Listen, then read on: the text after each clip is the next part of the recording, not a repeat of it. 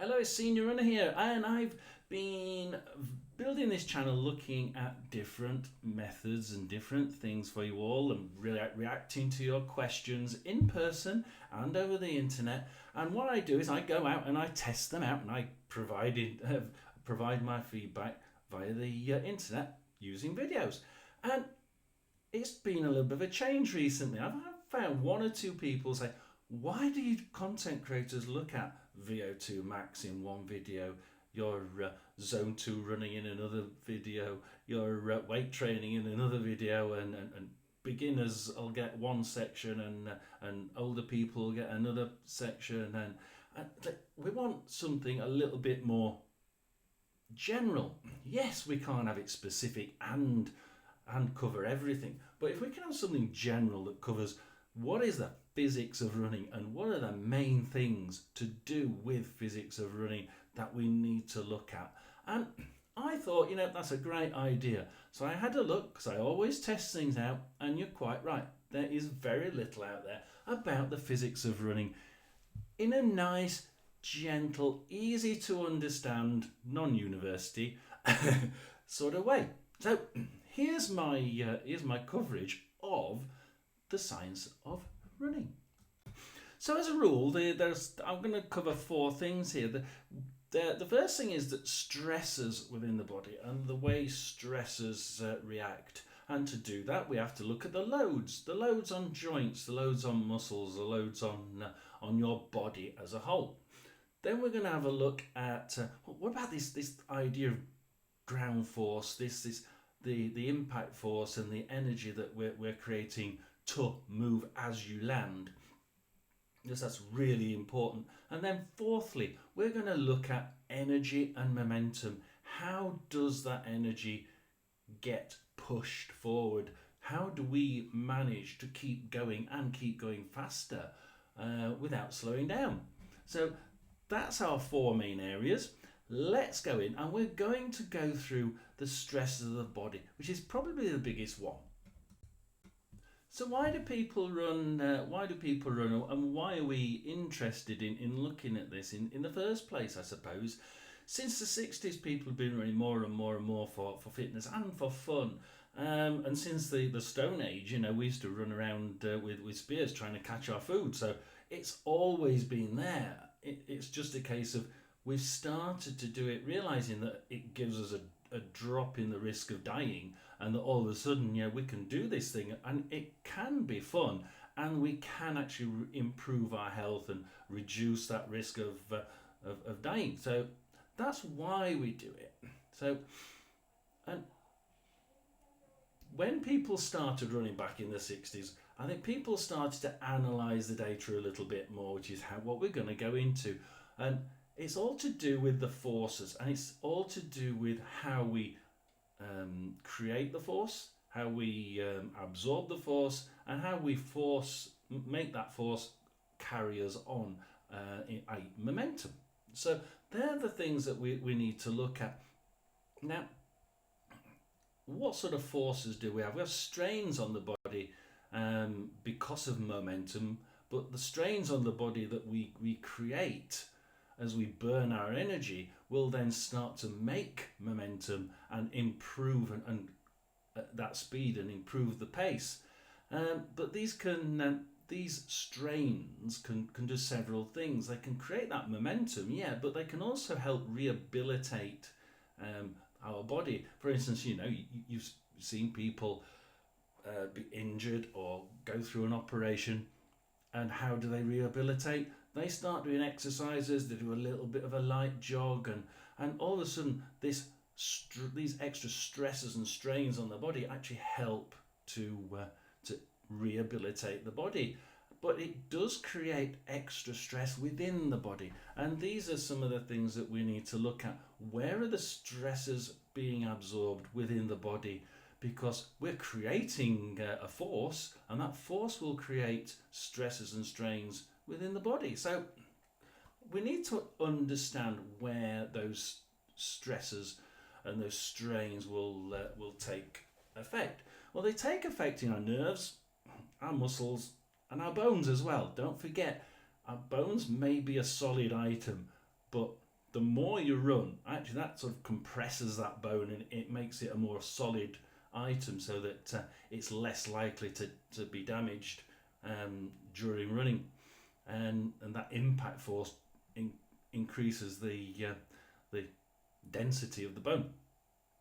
So we have to understand where that energy bone-wise is being absorbed, and we have to know where which muscles are going to change depending on what we do, how we land, and how we push off. And of course the nerves are continually twitching, if you like, to help the muscles know that we need to do another round of pushing and another round of pulling. So they're going to take a little bit of stress and a little beating as well. So what we tend to do is we tend to up at the top end, where we're trying to analyze what's better and what's worse, and how do these stresses work, and how do they not work. We try to collect data, or I don't, but the professionals try and collect data. What sort of data will they collect? And it's important to understand this as well. They try and collect the forces that are happening. So what's the force on that knee? What's the force on the hip? What's the force on the head? And they try and then turn that into information that they can use to say, that person who's going quicker, these are the stresses and momentums within that person's body. So they look at his height, his weight, the length of the stride. They look at the cadence, the speed, all the forces within the body, the oxygen. They look at the CO2. They look at absolutely everything. They look at the position, which is really important, the posture, and they try and work out which posture gives a person the maximum follow through of your gravitational force and your momentum, and this changes. It does change if you're doing a sprint to if you're doing a long run. So that's really quick. They have seen that it really is quite different if you're doing a long run as opposed to a sprint. So this is why this data collection is actually quite interesting, because one of the things is on longer runs, those stresses, those impacts that you get will create loads, and you're trying to move that load along. Now the posture and the balance of the body will change. They worked out that as the stresses on the landing foot are measured, the stresses within the left foot and the right foot are usually completely different, or slightly different. So the body is constantly trying to adjust based on your rhythm and based on your stride, and it's constantly changing a little bit to stop you from swaying. And obviously the loads then are different from when you land on your left foot as to land on your right foot. And of course it's trying to make sure the center of gravity is where you're wanting it to be. If you're doing a short run, you really want to start off, for instance, a sprint, you're going to start off to a really tight angle, and you're going to be pushing backwards a lot more, and the center of gravity is way more in front. And then when you gain that speed, your maximum speed, you start to decline that angle, and you bring the center of gravity back. It also means that the loads that you're putting on your muscles, as we go into the loads idea, your calves and your muscles are now shock absorbers. And the idea of absorbing and then pushing off on a long run is that when you land, that landing foot will absorb the energy, and it will place that energy, it will diffuse that energy, and it will be spread among certain joints, and as we said, certain muscles and certain tendons, and it will go all the way up to the head. And as you stride off and land in a long run, that landing force is more as an absorber. It's a shock absorber, bouncing steadily and pushing yourself off.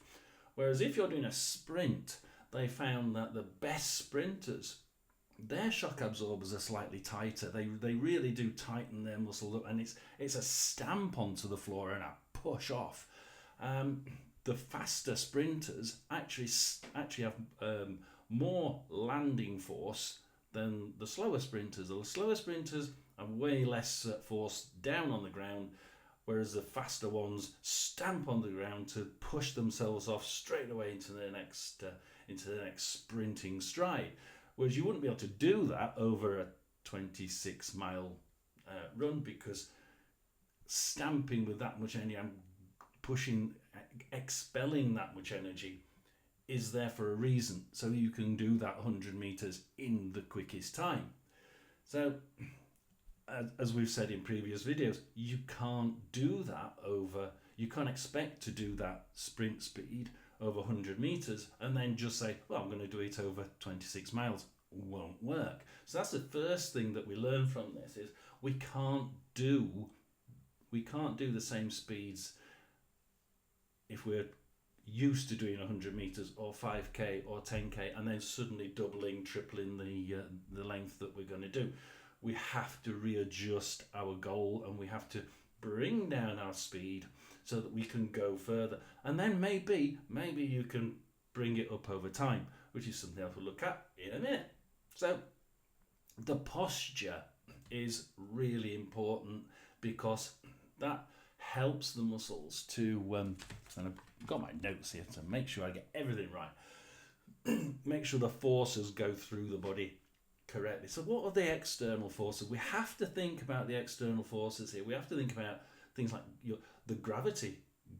We definitely have to think of gravity. Gravity will pull us down. Whatever we do, if we jump upwards, it will land us back down on the floor. And so if you go upwards too high, you bunny hop and you slam onto the floor. Not a good idea, because you're going a long way up and you're not going very far. But there again, you don't want to go too far, because then you overstride and most of the energy goes straight into the ground, and you spend too much time in contact with the floor. And we know that ground contact time is about 0.2, it's about 0.3 seconds, I think. So it's very short. So if you start to lengthen out your stride, you're doing two things. You're too much ground contact time. You need to be in the air so that momentum keeps going and doesn't slow down as quick. It slows down more if you're in contact with the ground. So, and it also jars the body more, because it's a tight angle, and you're going to jar those knees and hips, and you're going to cause yourself injury. It may even cause you muscle injury as it suddenly hits the ground. So that's the external forces. The internal forces, they're obviously the muscles. So your muscles are going to try and try and absorb some of that force, but your bones are as well, and you've also got cartilage that will try and absorb that muscle. You certainly that energy, but you don't want any of them to be given too much of a force, because then you could injure them. Now, forces by each foot obviously vary. So obviously, as you're running, you're trying to balance, and as a rule, the forces that go up start to be absorbed more by the lower limbs and less by the top. So the ankle takes the most. The knee then takes a little bit less. The head actually takes about 6% of your force. I have found out something for you. The head takes about 6% of the energy of landing. Bang! It absorbs 94% of it's gone by the time it reaches the head. So you can imagine there's not an awful lot of force getting up here, but there's a hell of a lot hitting your knee and your ankle. Well, an awful lot on your ankle and an awful lot on your knee. But it spreads dependent on whether you do a heel, a mid, or a front foot landing. Now, it doesn't.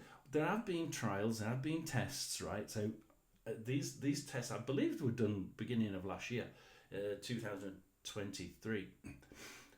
The ones that I know of, anyway, and they found very little difference energy-wise between either the front, the rear, or the mid-foot landing.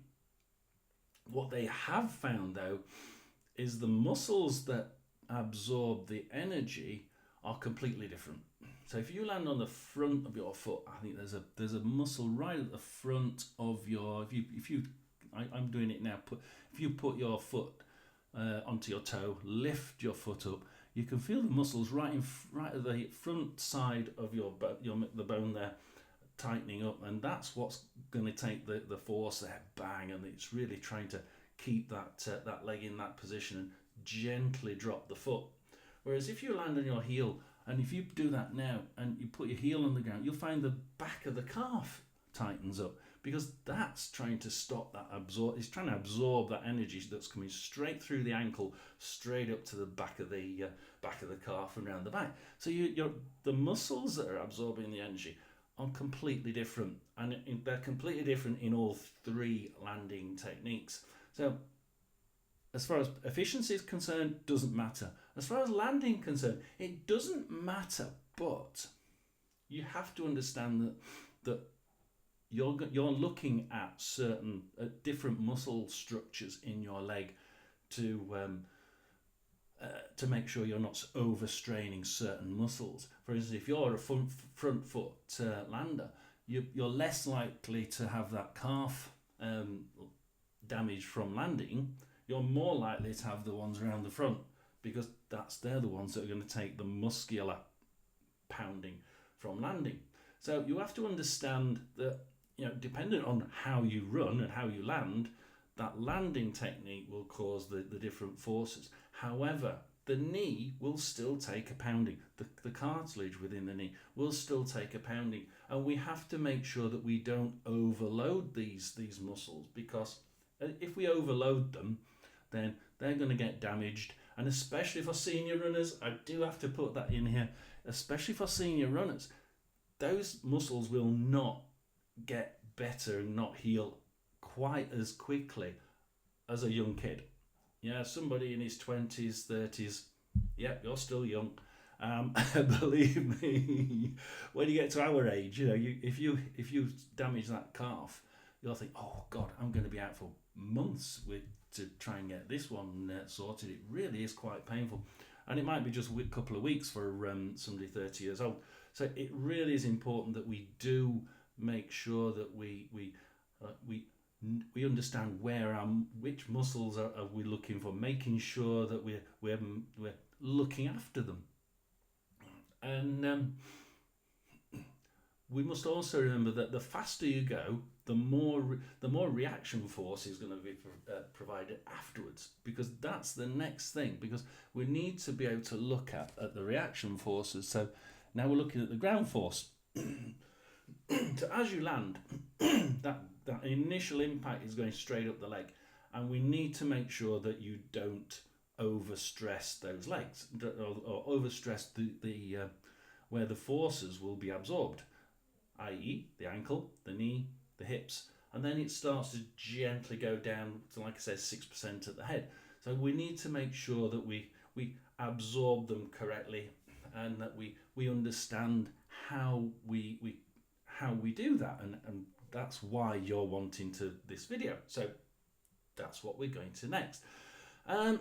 So the idea that the forces go off, and you have a landing force, but then you have a force to take you off into the next section, means that the muscles that are absorbing the force, the initial jump on the curves that they show you, that's all about absorbing energy. The next one, the reaction force, ground reaction force, then takes you on, and that's where more force gets applied from your body by your muscles, and they go, okay, I've absorbed it, I can now push off, down, push, and that force then needs to be transmitted into movement, and then keeps your momentum going. So again, don't want to have too much time on the ground. We want to be moving, we want to be in the air. That's part of the reason why the sprinter has to bash his foot on the floor to go upwards and be in the air more greater time than he is on the floor. As soon as he lands his foot, he needs that foot to leave the ground straight away. He needs that momentum that he's got in that initial sprint to reach top speed. He wants that momentum to stay there without dropping. So he's not actually accelerating once he's gone past the first 10, 20 meters. After that, he's trying to just keep at that speed and hit the ground as little as possible. That's why he stamps down really quickly. So that push off isn't as great in there. He's trying to just stay up there in the air because he's only doing 100 meters. Whereas a long distance runner is trying to make sure that pushes off and keeps him in the air as much. It's like a balancing act between trying to keep in the air longer, but also trying to push off and keep that momentum going all through that probably 26.2 miles. So the idea of that, the two forces, the landing force up the knee, we've looked at that. We've looked at the pushing off force, and we now know that the pushing off force doesn't matter how you land and then transition into a push. You can land on your heel, you can land on your flat foot, you can land on the front of your foot. It just means the absorption will be in different muscular structures. So what should we do? Because we've looked at all that, and we've looked at the ground forces. What we're trying to do is we're trying to make sure we've got enough energy, and we're trying to make sure we've got enough momentum. Now, the momentum's easy. When you get going, you have a momentum which is created by your body mass, your body weight, and the gravity, and how fast you're going. And you try and put your center of gravity in front of you. So if you're doing a long distance, you should have your body slightly at an angle, but we'll come to that in a minute. So what's our first thing? We go back to the idea of muscles and flexing. Try and make sure, if you're doing a long distance runner, not a sprinter doing 100 meters, 200 meters, we need to make sure our muscles are nice and ready for it. We need to warm up and cool down at the end as well to stop them from suddenly hurting. But at the beginning, we need to warm up to make sure our muscles are nice and relaxed, and we need to flex the muscles, make them relax. Now that will mean that they absorb better because they're nice and relaxed. If you think about it, the sprinter's going to have more tense muscles because he needs to go bang. It needs to be a really tight shock absorber. The sprinter's going to have a tight shock absorber. You're going to have a more gentle, relaxed shock absorber that absorbs and pushes off. So there is two different physics behind it, or so I've been listening to. Now the lower leg training, obviously, that's the other thing. Try and get some training into the lower leg to make sure that those muscles are absolutely tuned into however your body is at that point, because we'll come to the bads in a minute, but there's certain things that you must remember as a beginner, that it's okay doing the training, but you've got to make sure you do it in a certain increase, because you don't want to overtrain. So we must try and train those lower legs. The forces decrease as you go up to the head. Yes, 6% at the head. So yes, you should be training and doing strength training, but actually the lower limbs should slightly be more. If anything gets trained slightly more, it should be the lower limb, because they're the ones that are going to take the landing force, the initial landing force. Then the calves, and then the thighs, and going up. Then that allows you to absorb the majority of the weight of the force in those lower limbs that you've just trained up properly. So strength training is really important, and you can do strength training on all muscles to make sure that you can actually push off as well. That is absolutely a good idea, because it means that that transition into pushing off, and the reaction force, the ground reaction force, can actually push you out and on to the next stride even better. So that's a good idea. However, you know, let's just have a quick look at the heel landing, mid foot landing and toe. It doesn't make a difference. We had that has been proved. The only thing is that if you land on the middle of your foot, that actually spreads the force more amongst a lot of different muscles. The heel landing concentrates it on less muscles to take the force, and the front of the foot also it takes the force through a fewer muscles. So if you're actually trying to if you wanted to have less of an injury chance, you're probably a microfraction less likely to have an injury if you land on your flat foot, because apparently the forces are spread over both of those muscles. I said before, the ones at the front of the leg and the back of the leg all take the muscle the landing at the same time. So apparently the force is over all the muscles in the leg, rather than just certain ones that control the toe landing and certain ones that control the heel landing. So training, absolutely, please do consider it. You know, strength training is really important. It can. You may have to look at how your foot's landing and think, well, okay, you know, perhaps I need to do more training on that part of the leg and that part of the leg, or yeah, and that is probably something for a professional. We'll go to university graduate for that one, shall we?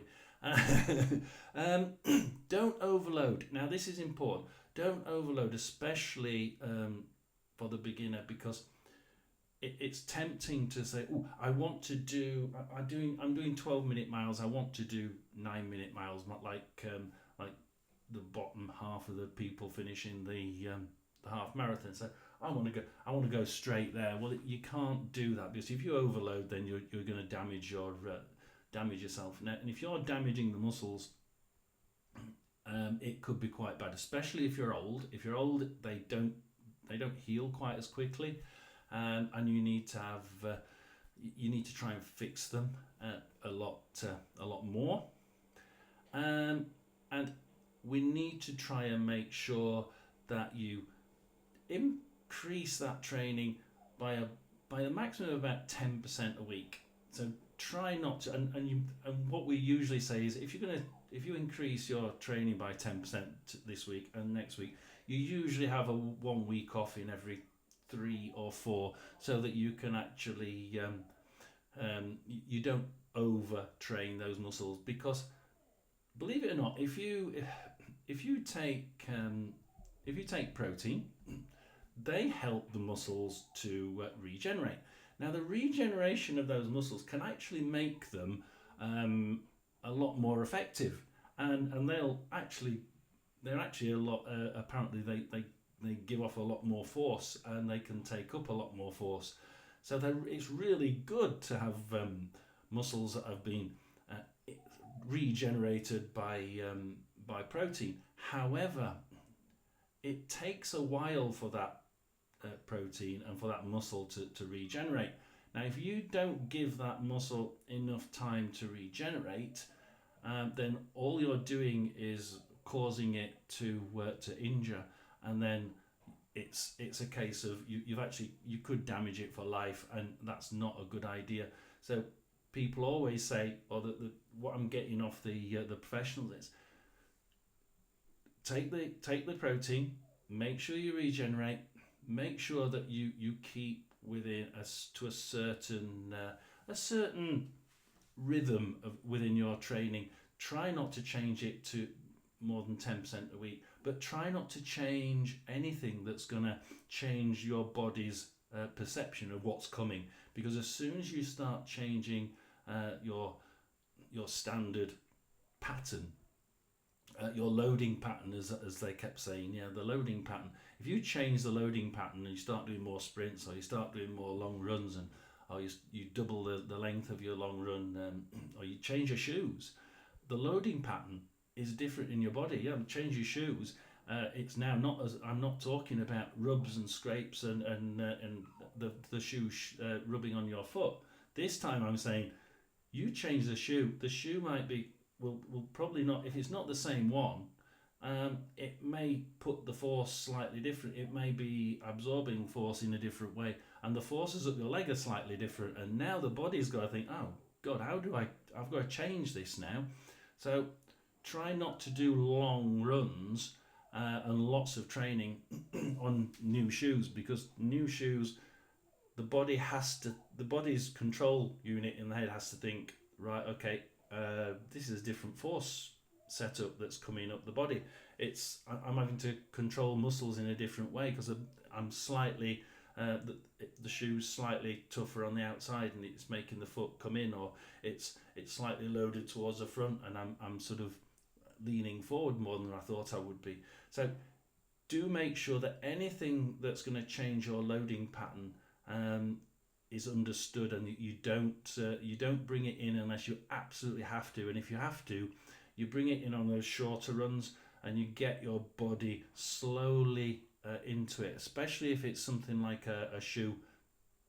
Bring it in steadily and let the body get used to this different loading pattern. If it's a different running style and you're trying to sort of lift the knee more to lengthen the time in the air, then yeah, do it, but do it steadily and do it gently so that the body gets used to you doing this, because you can't just go straight into it, because the body could start to react and you could get injuries. So that's the other point. So back to that little point about the beginner. Now remember, if you start increasing your training by 10%, you're increasing the stressors, and your body then gets used to it. That then becomes what your body is seeing as the norm, and then you increase it a little bit more, that becomes the norm, and then you increase it a little bit more and that becomes the norm. If you was to suddenly drop that because you were injured, you start detraining, and you're risking the body slowly thinking, oh, that's not the norm, that's not the norm, that's now the norm. And you're going to have to start back here because that's where your body thinks the norm is. If you suddenly came in straight back up here, you're now putting so much stress on the body in different places, and the body thinks its norm is down here, and you're going to injure yourself straight away again. So coming back from injury, do remember, don't overtrain, and don't think you can go straight back in where you left off. You need to understand where your body is, and to do that you need to go out, do a quick run, or slow run actually, and increase it steadily to see where it is. Just think where your body's starting to stress out, and think, right, okay, this is now I think my normal pace, and we'll start again from here. So do try and make sure you don't come out of injury in the wrong manner. And that 10% is in order to try and increase that the brain's thinking, oh, that's my norm now. So don't risk injury. And that's I keep saying that all the way through. If you feel anything that's more than a slight grumble, and you're like, oh, that's just starting to get a bit stiff. I have ran short distances after that to get back. I've slowed the pace down, make sure I get back healthily. But as soon as you get that one twinge that says, ow, that hurt, you stop. Don't risk injury, because that one twinge may get to somewhere that takes you out for 6 months. If you stop at that point and walk back like I did last week, I got a sudden pain in one of my muscles, and I said, no, that's it. And I stopped, and runners came past and said, oh dear. And yeah, it was oh dear. I had to walk, I think it was about 1.5 miles to get back home, but I walked nice and steadily. And that meant that I actually just took 2 days to improve, 2 or 3 days, which was good. But if I'd have actually continued, that could have been quite disastrous. So don't risk injury. Make sure you stop when you have to. Don't think, oh, I can just get round that corner. It's not a good idea, because the physics of the body will suddenly play straight against you, I'm afraid. Um, repetitions teach the body also that this is now the norm. So if you start doing repetitions or short interval training, you can do those intervals and the body starts to think, oh, actually this is a norm. Doing 20 seconds at really quick paces is quite normal for me. I can do it, and you can probably do it in the middle of at the end of a run. That's what progression runs are about. This norm that you've created, doing a 20-minute at 7 minutes per mile, which is really quick for me, is suddenly norm, and I can do 2 hours and I can suddenly switch to a 7-minute mile for 20 seconds. But that's because the brain says this is my norm. 20 seconds, 7 minutes. That's my norm. So doing repetitions does help.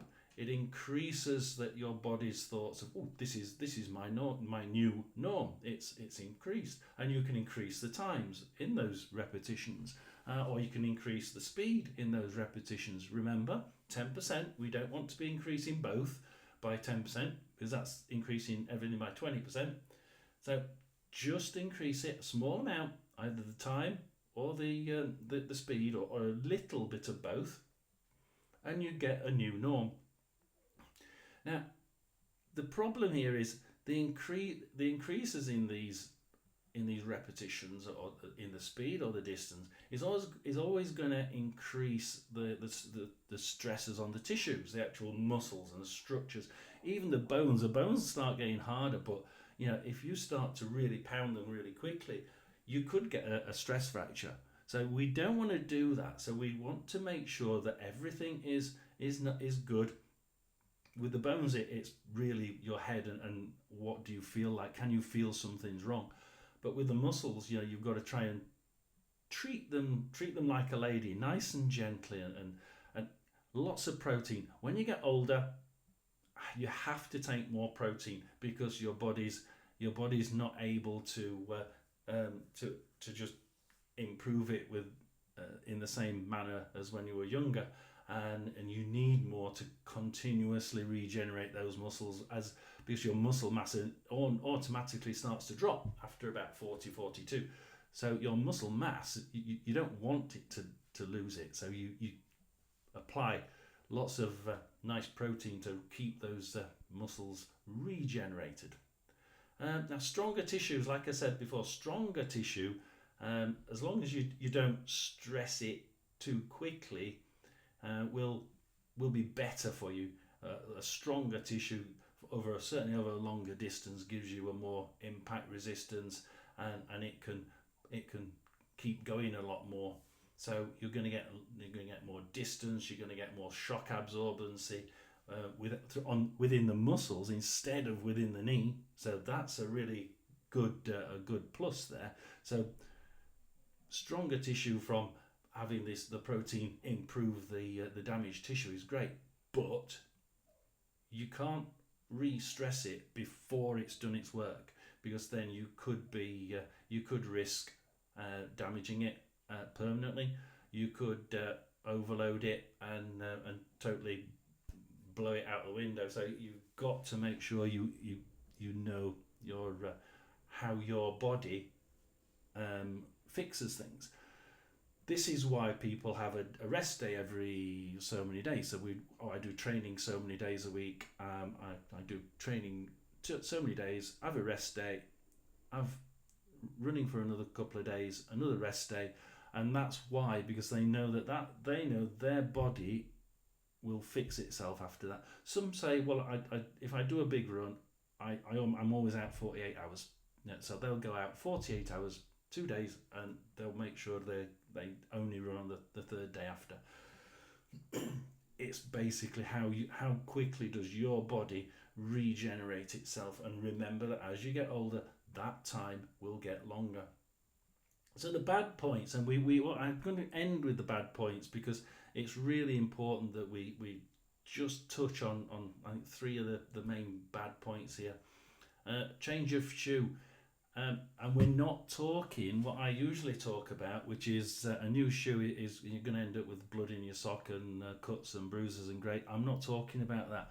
The change of shoe, if you're doing a middle stroke long run, the forces in that shoe are likely going to be different from those one or two that you've been using constantly. Your body has got used to using that one shoe, two shoes, three shoes. It knows what the general gist of those three well-used shoes are. As soon as you throw in another shoe, it could be a completely different force that's acting on your body, and then your body's trying to fight with it and control it, and the changes in forces are going to suddenly make the muscles have to react to a different type or a different strength of force. And if it changes the muscles completely and you start doing stressing a muscle that you've not stressed for months, it's like being a beginner and just going out there and pumping iron for 24 hours. You could really damage your muscle structure, which you don't want to do. And even worse, cartilage, because you ain't going to get that back. If you damage your cartilage, you're done.